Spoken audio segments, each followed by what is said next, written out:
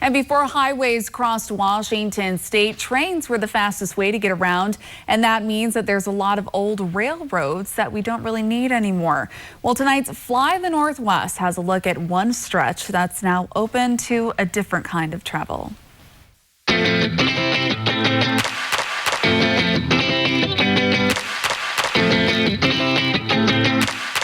Welcome to the Hiawatha.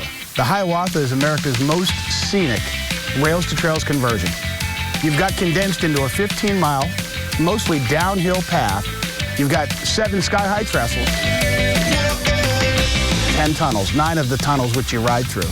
And the first one, which you see here, is the Taft Tunnel. It's 1.661 miles long, and it is dark. Some of the tunnels are curved, most of them are straight. Some of them are reinforced with cement, and others are just naturally left the way they were chipped out of the earth. In St. Louis, we do a lot of bike riding on rails to trails, but let me just say, there's nothing like this there.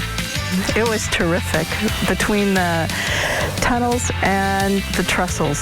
Wow. We rode this about 17 years ago, so not long after it opened. So we wanted to come back. Well, I think some of the history is what I find really interesting, and the scenic beauty.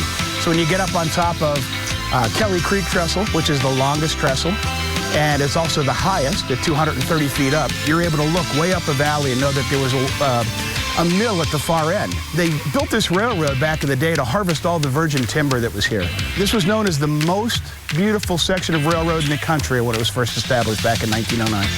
Oh, it's just gorgeous.